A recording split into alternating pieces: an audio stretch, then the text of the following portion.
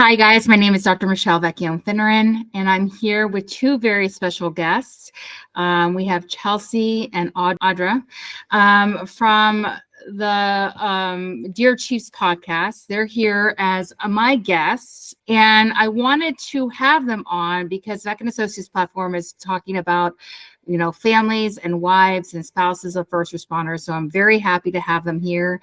They're wives of firefighters in California, different time zone, but they're here and they've got coffee in hand and they're ready to go.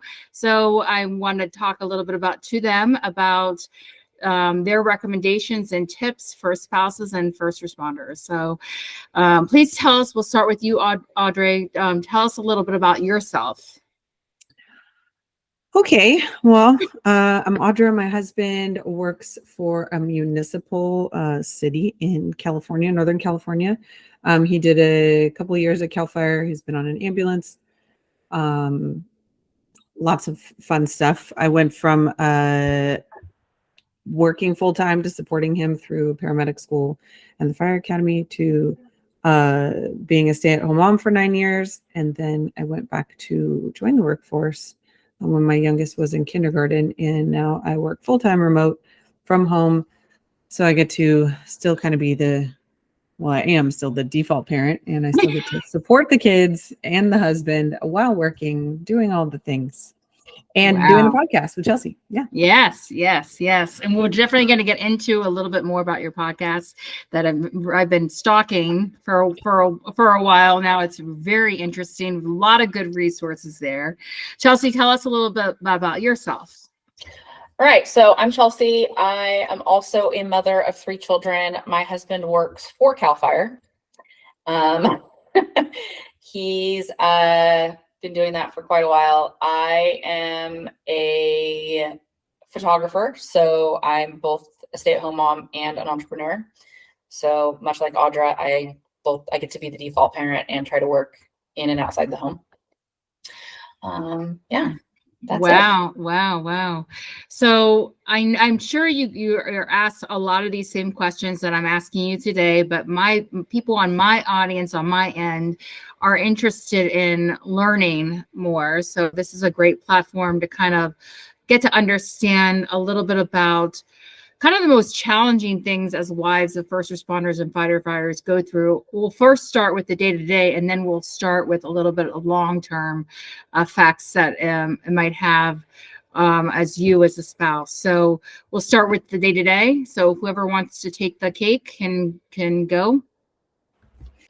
Well, I think it's kind of a different experience for me and Chelsi because our husbands are on different schedules. So for my husband, his schedule is typically a 48-96, so 2 days on, 4 days off.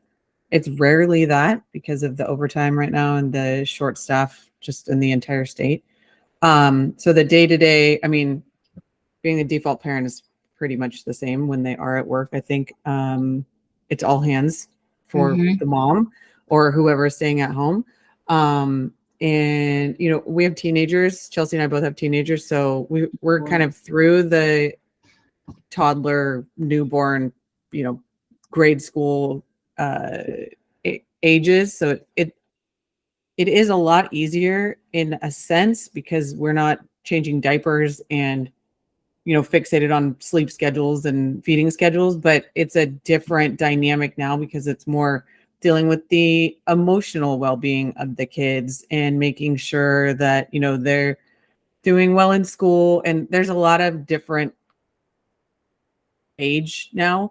It's definitely still all hands. It's just a different kind of hand. If you would say. So it's still sleepless nights, many sleepless nights, and a lot of chaos when they are gone. And then when they get home, we still have to go through the transition period when they do walk in the door and getting them kind of reset to be integrated back into the family unit and stuff like that. So in that sense, it's pretty similar, but our schedules are definitely different.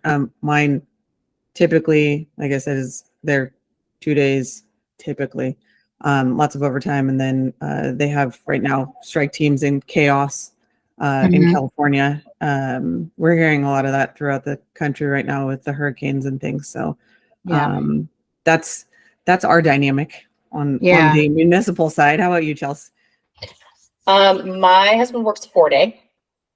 So he is outside the home 4 days a week, home 3 days a week. So it's much like Audra. I have teenagers. It's a lot. I would say it's a lot easier than it was when they were toddlers. Still sleepless nights, but different sleepless nights. They're not waking me up in the middle of the night. I'm probably staying awake worrying more than they're bothering me. And they have responsibilities, they have to contribute to the family. So it's different. But it's still hard sometimes, you'd like to have that second person here helping out. I think for me, it's the dishes and the dinners every single day for umpteen days in a row. And Audra's laughing at me right now. Yeah, because making dinner every day is a challenge. It's no joke. Nobody hands you a manual at the beginning of having a child and says, "Here's all the dinners that you can cook for the rest of your life." Right. So it's that. Now, do you find it harder looking at your schedules, your different schedules? I'll start with you, Audra, of having your husband's become back integrated in the family, because this is such a short time that there are, because I'm sure there needs to be a recovery period for them. So I know that's not on our questionnaire or question, but I'm interested in knowing like that transition for him, for you, for the family, for both of you. It's definitely a very distinct component in our family, I think, because on a regular schedule, if he's on for 2 days and he comes home and he's supposed to be off for 4 days, typically the first day, depending on what we call it the four looked like, if it was chaotic and he comes home exhausted, then he's going to need, to take a nap or whatever. And then, so we call like the first day a wash, essentially, right? Because they're usually exhausted or something, right? And then they really have 2 days when they're actually kind of focused on the family, right? Where they're actually engaged in what's happening. And then that day before work is them getting ready to go back to work and already dealing with what's going on in their head about what they're going to be doing, if they're training, who's on their crew, what's the fire situation like. So we really look at it as like they really only have 48 hours with us. And it's a unique environment, I guess, right? Some firefighters are great with transitioning home. Others, like, cities who are like LA County, who runs nonstop, they're exhausted. So they don't count that day when they come home as like an actual home day. So it's definitely challenging on some tours. Some are easier than others. It really just kind of depends on the call volume of that particular shift. Yeah, definitely. What about for you, Chelsi? The transition. What transition? Chelsea gets 24 hours. I mean, is for you, is there a transition? It's different for us because my husband isn't out in the field. Right now, he is a battalion chief for a command center. So while he's dealing with high stress situations, he's not out on fires. He's typically not getting woken up in the middle of the night. And so, he's not, we don't have a tricky transition right now. That's not to say that we never have. He kind of comes home. He gets to come home his last day on shift. He gets to come home and sleep in his own bed and be here. So the next day he's really like fresh and ready to just be part of the family, which is really nice. So I can't really speak to that because we don't really have that right now. I mean, obviously there's times when that's not true, but for the most part, he has a 5-hour commute. So he's his transition's happening when he's in the car on the way home. Yeah, that's usually how most people try to make that transition happen. Yeah. Depends on how long your route is to how easy or how difficult that gets. So yeah. So I'm sure you have people in your lives that are married to non-first responders. So I'm interested in knowing the differences, the biggest differences married to a firefighter versus someone that you may know that may not be. I don't know if you've discussed this with people that your friends that are not, they don't have their spouses in the field. So I'm interested in knowing what kind of like the biggest differences there is in the two components. I mean, I think the difference for me is that typically my friends who have spouses who are not firefighters have them home every day. Yeah. So it's like my best friend lives court over, and we joke that like her husband is my part-time husband, because on days when mine is gone and something hits the fan, the Murphy's Law always happens. I'm usually calling him to come and help me if I can't deal with it myself. So it's more the readily available, I guess. Okay. Is the big one for those whose husbands or spouses typically work, a traditional 9 to 5, I guess you would say. Right. And the other part is that most non-first responder families don't work on the weekends, and ours do. Yeah. So that's on the weekends people are like, where's your husband? He's at work. Mm-hmm. Oh, he works Saturday, Sunday? Like, yeah, somebody has to. Okay. Yeah. Yeah. So I think that's the difference for us. Yeah. What about for you, Chelsi? I think for me, just because of the nature of the agency that my husband works for, people don't understand that like he's just gone, and we may not know where he is, or we don't know when he's coming back.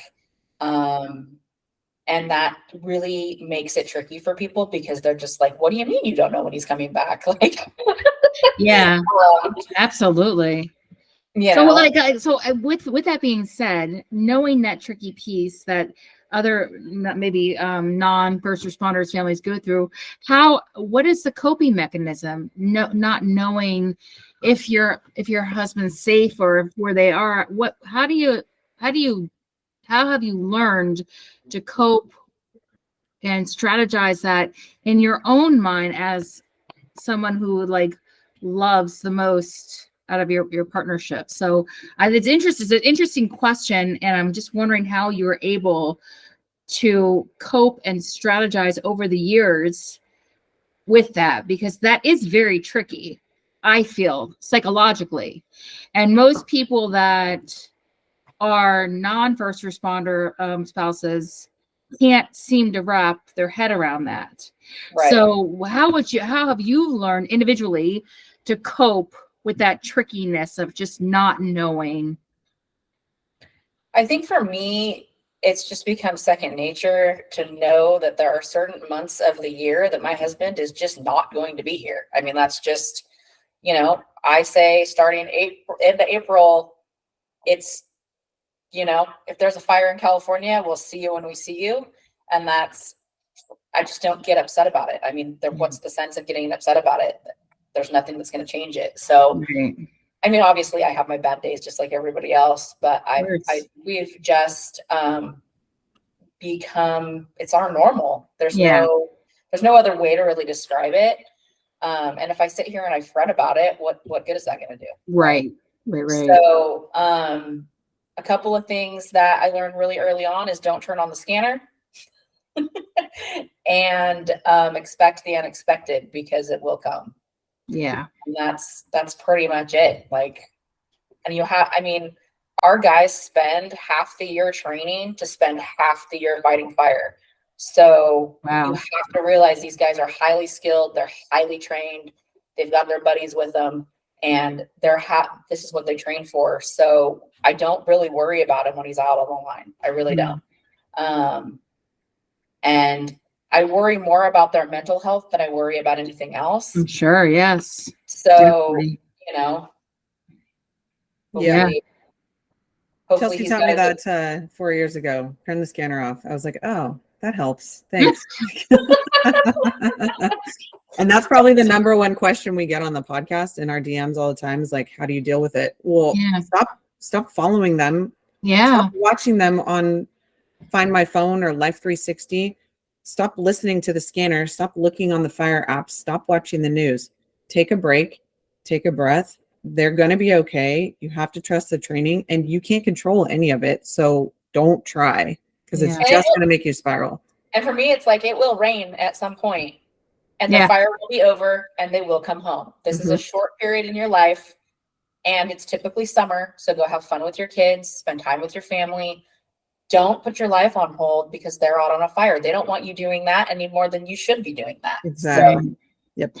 Wow. So that's interesting. That's very interesting. So I definitely, because mental health is my field, and I see a lot of first responders. When it comes to your husbands and what they're dealing with, what is the most pressing concern in terms of their physical health and their mental health for you as wives? It's the most pressing. I mean, right now, the hot topic is PFAS in their uniforms. So that's a huge thing for their physical health. Can you explain? Because I don't think many people know what Yeah. that is. Yeah. We had Diane Cotter on our show a while back, and she basically uncovered that there is a chemical in firefighter turnouts that is potentially causing more cancer deaths and more cancer, period, in firefighters. So that's been a huge thing for the last couple of years, and that we've been really more hyper aware of, I guess you can say. Yeah. So they're already exposed to a lot of carcinogens as it is. Mhm. Carcinogen. Did I say that right? Yeah, you did. Yeah, the clock on Carcinogen. cancer. Yeah, the clock on cancer starts ticking the second they put on the turnouts for the very first time. Yeah. So that is definitely a health concern. Yeah. Yes. Mentally, so when we started the podcast 4 years ago, there wasn't a ton of discussion about it. I think it was just starting to be talked about, and really, we started the podcast more to focus on the family's overall mental health, because it really trickles down from the first responder all the way to us, the spouses, and even to the kids. So the biggest thing is really just implementing as much mental health programs into the fire service and the first responder world as possible. I think right now, I think mental health has always been an issue in first responders. It just wasn't ever talked about. Right. And so we're really trying to break that stigma, and just, gone are the days of tough it up and, suck it up. You'll get over it. We're not doing that anymore. Yeah. No. So that doesn't work. right. Has never worked. Right. It's No. So I think it's more just, we talk about it a lot, just breaking the stigma and really trying to get spouses to understand their first responder and what they're going through, so that we can help them process it at home. And then also, getting them to understand what they're dealing with at work, and getting their peers and their crews to understand, like, this is a serious issue and this is not going away. And so the more that we talk about it and the more that we kind of bring it to light, it's really been extremely helpful. And I think it's been beneficial to me. Can't speak for Chelsi, but it's definitely made me look at things a lot more holistically, and understand my husband, my family, my kids a whole lot better. So that's the big focus, I think, for me, for us. I think particularly in California too, I worry about the fact that we have such large fire incidents, and there's a lot of deaths happening, injuries, and our firefighters see all of that. And what people sometimes don't realize, civilian people or even fire wives or spouses in general don't understand is that when the fire is over, they're not just like done. Right. They're not done because the fire's over. Now they're going and they're helping community service dig through ashes to find remains or to find loved ones' belongings or whatever. Right. And so now they're experiencing a second form of trauma on top of the trauma that they've just gone through. And so I think that gets overlooked a lot. Mm-hmm. Absolutely. And I would say that's probably my bigger mental health concern, is not so much fighting the fire, but what comes after. Yeah. And I know for some first responders, they have a very hard time talking about their trauma. Very, very challenging. It's very hard for them to open up. It's a very different population. Are they open with you about critical incidences that take place? If something is really bothering them or traumatic, how do they go to you? Do they talk to you about these things? Mine is, to an extent. Okay. I'm not a mental health professional. Right. So I can only do so much. Right. I've definitely learned to listen a lot better. And we kind of walk through, if there's a really bad incident, we'll talk. If he wants to talk about it, we'll walk through it together. And then, if it's kind of, we have a rule that if it's continuing to dig at him for a long period of time, then he needs to go talk to a professional, because there's only so much I can do. But I shouldn't say he is a lot better about talking to his crews about those bad calls, and they're much better at debriefing and peer support now than they were even 5 years ago. Yes. Yeah. Yes. I feel as though even in a therapeutic setting, there's fear of disclosing details, and fear that they're going to there's a fear of traumatizing other people. And there's a fear of traumatizing the therapist, in the therapeutic session, so I was just wondering that some first responders, even in a therapeutic session, have a very challenging time. It's a fine line of getting, obviously it has to come up, but you got to be careful with trauma, not to push too hard. And there's a gentle balance to this that you've learned therapeutically over the years. But even as in a therapeutic setting, it's very hard for first responders to come forward and talk about their trauma. So I was just wondering if that was ever talked about in your household with you, and fear that they might be traumatizing you somehow. Okay. For you, Chelsi? Yeah, no. So Cameron's always been pretty open about stuff. Just know that he actually started out going to college for marriage and family counseling, and then ended up going through all of the courses for critical incident stress management, and was a chaplain for the Mendocino unit for a little while. And he works with, he does debriefings and things like that. So he's typically pretty good about keeping things really open. And I've had a lot of training in trauma psychology, just because I was a dental assistant and I was fascinated with why people are so afraid of the dentist. Yes. And so I spent a lot of my career of 20 years in dentistry going to classes and trying to figure out why people are afraid of the dentist. And so I did a lot of trauma identification training. So things don't traumatize me like they would your typical human being, because I'm fascinated by it, how the brain works, and why people, why certain things just set people off. And so he knows that. And so he knows that anything he tells me is not going to surprise me. Gotcha. For example, just recently he was covering a station and they had to go to a domestic, and there was a rape victim, and he told me all about it, and it didn't bother me at all. So, I think, but the caveat to that is you don't know what's going to make a person traumatized. And so I think it's really important that for the spouses and the families that they talk about what their stopping point is, like how far is too far to go in that conversation, and then figure out who they can go talk to that can handle it. Absolutely. And so we call those preloaded conversations. How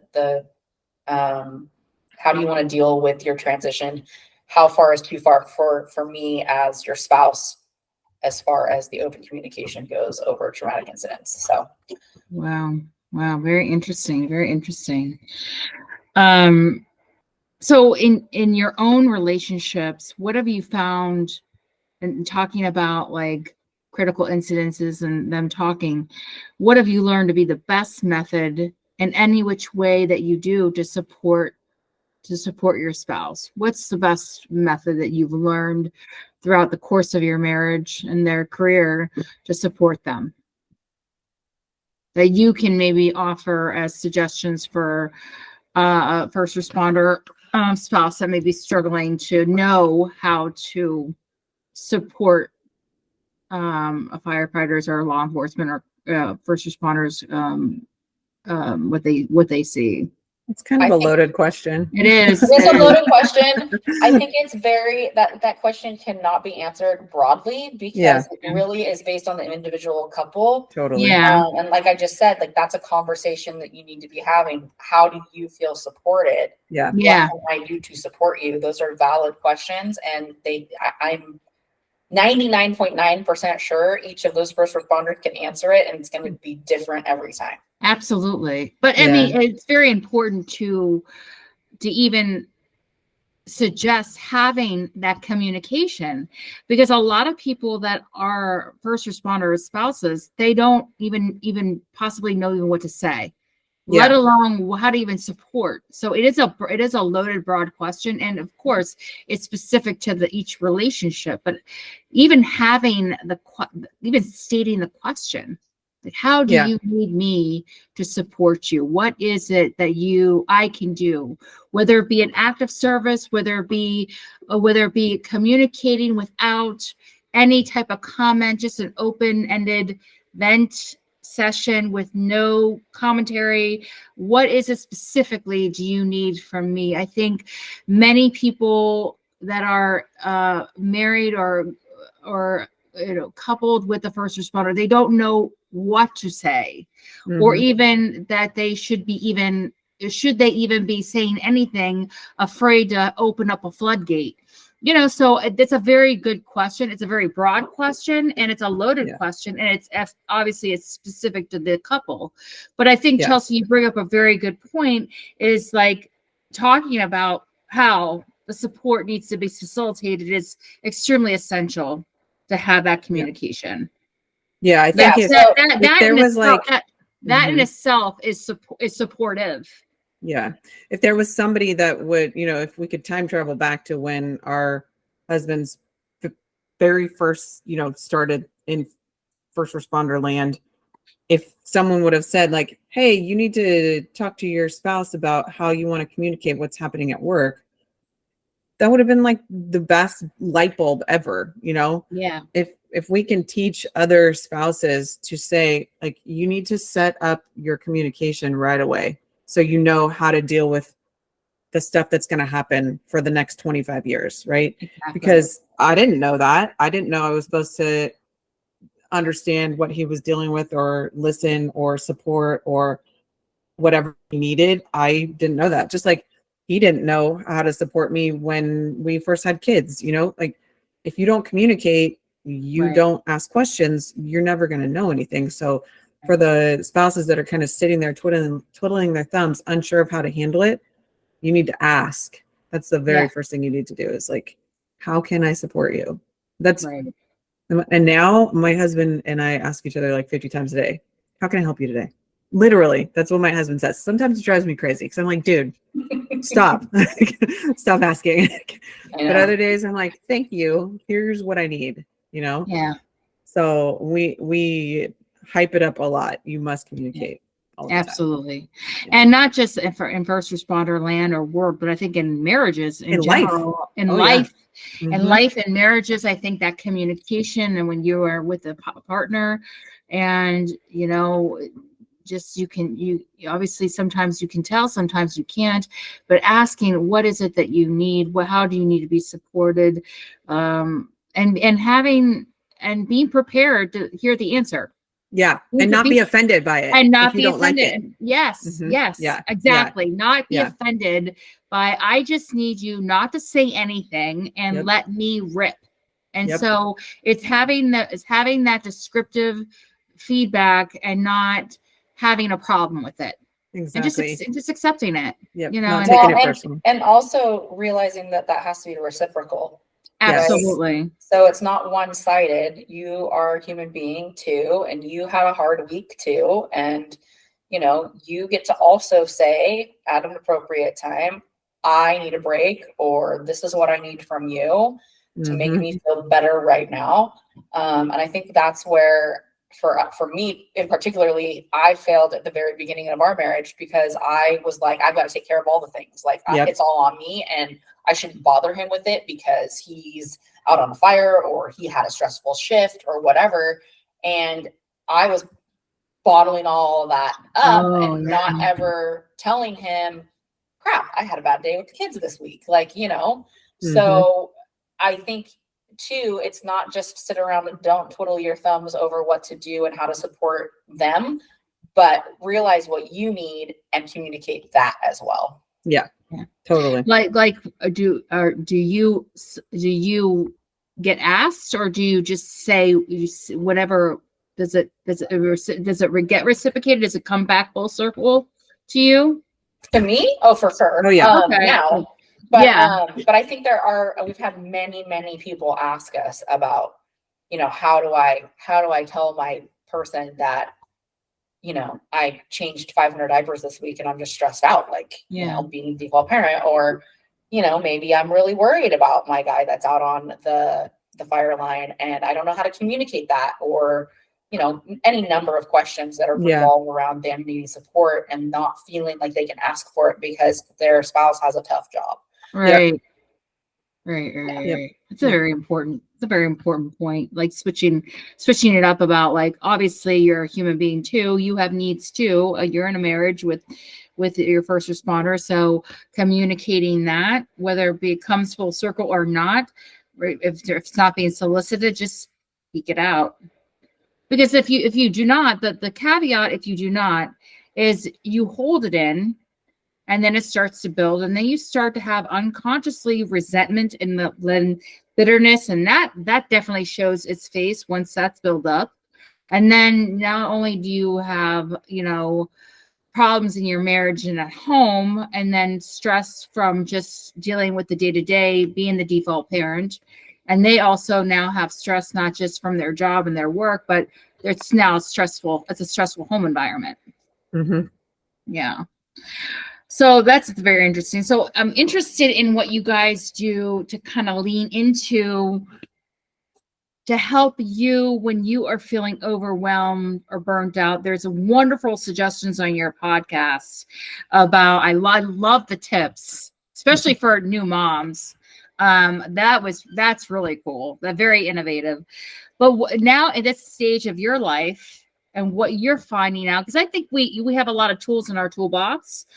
We have to. And at this stage, what is it that you're kind of into right now? And this is personal to you individually, and doesn't necessarily have to apply to a cookie cutter generalization, but just to yourselves, to prevent being burnt out, to prevent feeling overwhelmed.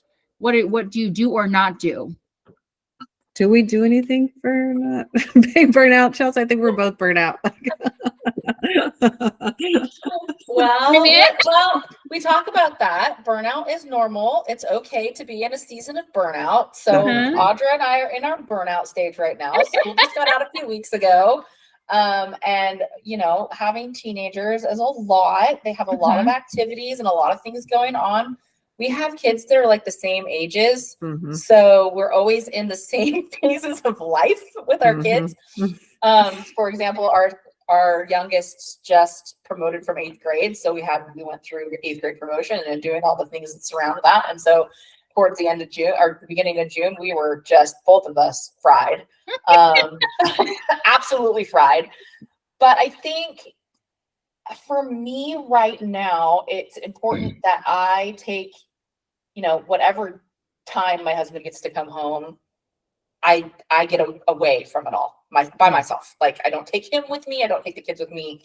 I just go and I either, hook up with a friend or I even with my mom or something. And we get away for a day or two and just be irresponsible.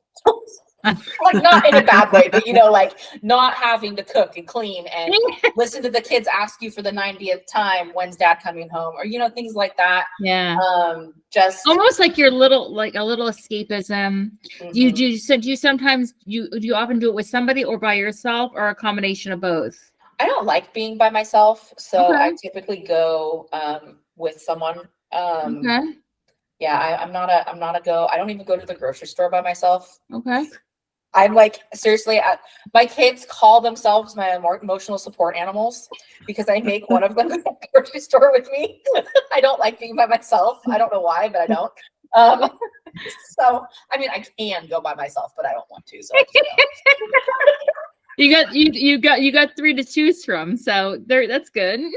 Well, I really only have 2 right now because one of them is in college, but yes. See, and I am the total opposite where the kids are like, can I come with you? I'm like, no. Can I have an hour by myself? Like, I don't want anybody. I don't want to talk to anybody.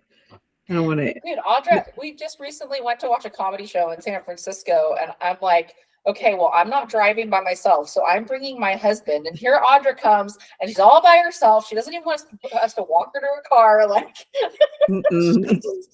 I'm an independent girly.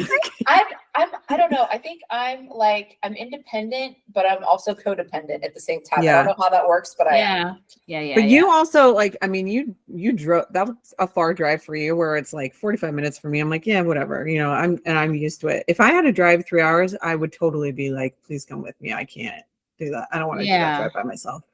I mean, I can't even imagine just driving 3 hours, let alone with somebody or by myself. Like I can't even. That's all we do in California. I also have been, now that my kids are older, I can kind of leave them overnight. So if my husband ends up being stuck at work, I'll go down and meet him at work and we'll spend a night or two just hanging out and doing stuff. So so I've started doing that and I do that by myself. I don't take anybody with me. But there's somebody meeting me on the other end. So then it's like a reward. Yeah. What about for you, Audra? I mean, I don't even know. What kind of things? I mean, do you have tools in your toolbox that you do? Because I know there's definitely a season of burned out, and it's definitely a different feel when you have teenagers versus when they're in diapers. So, what do you do for yourself to kind of? I get pretty like when I'm burnt out, I get pretty introverted. Like I don't want to be around anybody. I'm going to be reading my books. I'm going to be baking my cookies. I'm going to be just headphones in, just totally. And I kind of go through periods where I'm just like, please, nobody, I don't want to and I'm much better at saying no and saying pause now. So, if there's things I don't want to do, I definitely say, no, I'm sorry. I'm maxed out. And, with the podcast with Chelsi and I, just the chaos, we're like, we're not recording this summer. We need a break. We need a timeout. So I think I'm much better now at saying I've had enough. I can't add any more to my plate. Whereas when the kids were little, I would be like, yeah, pile it on. I can totally handle it. And now, absolutely not. I know my limits, and I know if I take on one more thing, I'm going to explode. So is that a process of you just getting to know yourself better over the years? Okay. Definitely. Yeah. I'm way more self-aware than I ever was before. And I think it's part of having teenagers too, maybe. I don't know. I wasn't like that when I was younger. I mean, when the kids were little at all. You can't focus on yourself as much when the kids Hey, are can't little. even think. It's all about them, right? So Yeah. anything that benefits them, you're doing. It doesn't matter what it is. You're piling it on and piling it on and piling it on. Yeah. But when they're teenagers, it's like, okay, yeah, you guys can do your own thing for a day, and I can go do my thing for a day, and nobody's gonna die. Exactly. Exactly. Nobody's gonna Fingers die. crossed. If I throw a frozen pizza at you and say, cook it yourself, yeah, you guys can handle that, and I can go out with my friends or do my thing. I have gotten into the habit of just going to bed at 7 and like binging my favorite show and telling them to leave me alone. Like just 7 o'clock it's over. Like that's pretty much like once I'm on the couch, the kids scatter and they're like little ants. They just go and they are in their rooms. They're doing their thing. They're playing their video games, whatever, or they're out, at the gym, whatever. So it's very nice. Yeah. I feel like it's more of a sense of when they're older and they can do for themselves, they're able to do them for themselves. You have a little bit more breathing room, a little bit more freedom for you to be more self-aware. Because who has a space when you're the only parent in the house with small kids, toddlers, diapers. I mean, you don't have your needs are not coming first. No. At all. Absolutely not. So no. I'm sure it's a little bit of a breath of fresh air. Your kids are raising up and getting older and they're becoming teenagers and more self-sufficient. Then you can kind of have a little breathing room where you can really focus on yourself too. Yeah. I actually love this teenage phase. I mean, despite the emotional chaos of it all, it's nice to have kind of mini adults in the house. Because we're all processing feelings together and they're a lot more understanding and, it's, I don't know. I'm having a great time. Audra has girls, so they process their feelings. Boys don't really do that so much. You got to teach them how. No, they do, but it's harder. It's harder. My hardest client is a 15-year-old boy. Yeah. Hardest client, 15-year-olds, boys. No, not girls. Girls are not hard they'll tell you everything you need to know about their emotions. The boys are like, I'm just going to be cranky. That's it.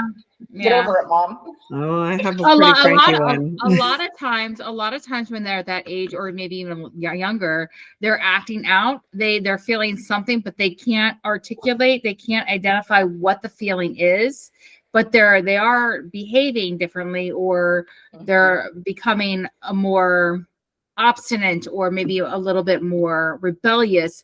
But they're having a hard time identifying. They don't know why. They don't know. They can't identify the feeling. We just, I think, collectively went through that. I think Audra went through it too.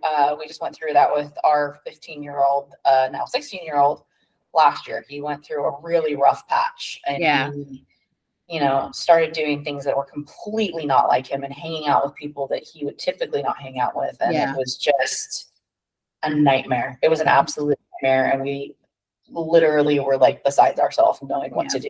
And then something finally, the light bulb went on and he turned back into the kid we knew before. So I think you're onto something there. That 15-year-old stage. 15-year-old definitely. Like if you are listening to this and you have a 15-year-old, just know when they turn 16, something changes. Yes. I've been doing this a long time. I'm in my 13th year of private practice, and I've just, the 15-year-old boys, man, once they turn 16, 17, it's a whole nother child almost. It feels like, so crazy. It really is. I want to spend the last, 15 minutes talking about your podcast. I want to talk a little bit about when it started, its mission, how you even developed such a cool venue for people to educate themselves, to learn, to watch, to and get informed. How was this podcast even developed? Like, I'm very interested in knowing the beginnings of this, because it's been 4 years, correct? Yeah, almost. Yeah, almost. Yeah. So how was this facilitated? How was this facilitated, this podcast, the Dear Chief podcast? Chelsi tells it the best. So Audra and I were supposed to go, well, I'll back up. Both of us individually got hooked into this conference that was supposed to be happening in Southern California in 2020. And it was actually supposed to be happening in April of 2020. And as you recall, April 19th was doomsday for California when everything got shut down. And I believe that the conference was supposed to happen like that week or the week after, or so, right around in that very same time frame. Mm-hmm. And a few weeks prior to that, Audra and I had hooked up because we live close to each other, and we were going to try to carpool down to either the airport or all the way down to where we were going. And so when it got canceled, we're like, well, crap, this sucks. Wonder if there's something else we can go to, or if there's something online, or, whatever. And so we started looking, and there was like nothing. The only thing that we could find for education for spouses and like getting together was a CPR class. Oh my God. Wow. And so she's like, okay, we got to hop on a phone call. Let's chat about life and what we're going through and all this stuff. And so we talked, I don't even know, we talked for a long time on the phone, and we realized that we had very similar experiences and very similar outlooks on what it was to be a fire spouse, and really felt that there was a lack of help and education for our community.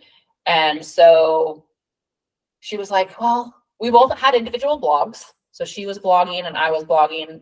It was pretty personal blogging, not like trying to be an influencer or anything, just like getting our thoughts and fears and things out on paper or on the computer.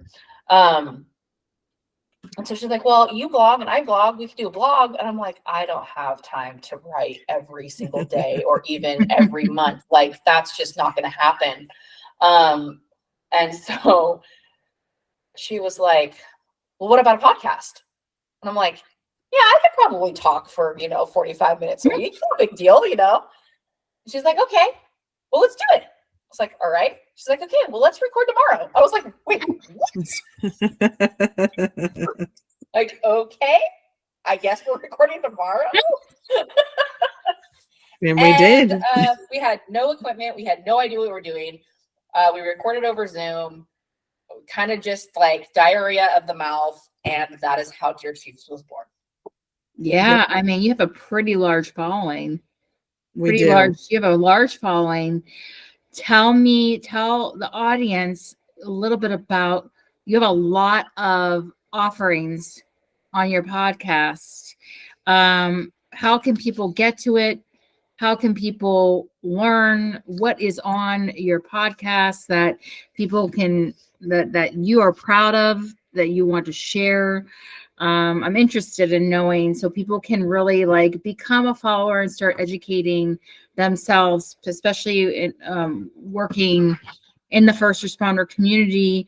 I found it extremely helpful to just from a completely different angle, from my angle of how there are so many cool things on the podcast and so many different things to think about. What are you most proud of that you have on the podcast? Oh, geez. I don't think anybody's ever asked us that question. Hey! I mean, I think for me, I think honestly, most proud of the both of us for sticking with it for as long as we have. Remember, we're burnt out, so. No, it's been really cool to kind of see the whole experience of the podcast go from this, where we're like, oh, if we get 200 followers, it'll be awesome, to now 20,000 followers. And it's literally the entire country, almost every single state. There's one listener. We've got people from Australia listening. We've had people from other countries listening, Canada. That part is so cool. I can only imagine. Yeah. And hearing the different perspectives from different states and different families and different spouses has been such an eye-opener. And it's really, I'm really proud of the community that we've built, because we are, people tell us all the time, I'm not just spewing what I think. People say in our DMs all the time, thank you so much for starting this. You have no idea how much we needed it. We really didn't know how much I think we needed it personally. So helping all of these other spouses and all of these other first responder families understand each other a little better and be successful and empowered is like the biggest blessing for us, because we're just blown away by how much support we actually got and still have, and it keeps growing, and we're like, oh, okay, we're gonna keep going, because you hit so many different angles. You hit I was on your podcast, I believe it was about 2.5 years ago, as a therapist. So you hit so many different angles, and there's it's such a these perspectives that you have facilitated, and the tips, even the tips, I thought the recommendations and the feedback that you get in front of other people that are like highlighted, your highlights on your podcast, very interesting, and very, very informative, particularly for people that really are newly married, and don't really know what to do with what they're dealing with. So it's just, I learned a lot about first responder families and wives and what families go through just with looking at your podcast and viewing it and seeing and listening to some of these interviews and listening to some of these highlights and really seeing reading some of these things. And you share a lot of personal stuff on there, and you're very vulnerable on the podcast. Has it been cathartic for you guys to do a podcast like this, and to get cathartic and therapeutic for you to receive this? I'm sure it's rewarding to receive like a flooding of support, but has it been therapeutic for you to have this podcast as an outlet? I think so. For me, yes. Yeah. Yeah. Big Oh time. yeah, I think we kind of joke about it. It's our therapy. It's our therapy. Therapy. Yep. So it's really cool. So if anybody is interested in looking at your podcast, do you have products on your podcast or on your website that you sell? Is there anything that you think that would? Not right now. We're working on some stuff, but it wasn't ever really our goal to be, like a, what do you call it? Monetized. Thank you. Yeah. We never really, talked about it, and occasionally we do stuff we have like a LTK and all that stuff, but any money that we make for the podcast goes genuinely back to the community. So we have our subscribers we do the coffee card, we do giveaways out of our own pockets, out of the money that we make with our affiliate links and stuff like that. It's not really about the money. I mean, maybe we would like it to be. I don't know. I don't think so, though. Yeah. I don't think I want to get that into it. No. It's almost too personal to make it. It is. It's financial, you guys have a very vulnerable personal touch to it, and I think the way it's set up now is perfect. So when people go on your podcast, or when people look at your page, where would you first direct them to? Oh gosh. Where would we the first? I mean, what's the most what's a good starting point? Yeah, because you have a lot. You have a lot. It's very, and it can be overwhelming. So chunk it where the best place to go to start out on your podcast. We have a couple of really good posts pinned to our Instagram page. Yeah. And those are kind of the ones that have gotten the most feedback. I would say to start there. In our highlights, there's a highlight on our main feed that kind of talks about, like, Chelsi and I specifically talk about ourselves. Yeah. And why we started the podcast. But for podcasts, it's hard because we have so many good episodes. I mean, I don't even know which one I would start with. You could go back to the very beginning. That's what I always tell people. Go back to the very beginning and go through the episodes, unless you're looking for something really specific, really starting in the beginning and just listening through. I do have people reach out and they're like, what, do you have any things on this topic? And I'll send them links and things to certain episodes and certain posts or whatever. But yeah, I would say just start at the beginning. Okay. Yeah. How do people get started? How do people contact you? Well, you can go to our website, dearchiefs.com. And then you can follow us on Instagram, Dear Chiefs Podcast. We're on pretty much every streaming platform. You can listen to us on Spotify, Apple, directly from our website, pretty much any podcast app on the planet we're on. But mostly we're on Instagram. I want to thank you guys so much for talking with me today. It's nice to re-collaborate again with you guys. It's been an honor to have you, because Beck and Associates is we're facilitating what families and spouses go through that are first responders spouses. So it's good information for me to kind of share on my platforms as well as promoting yours. So thank you so much for speaking to me today and talking to me.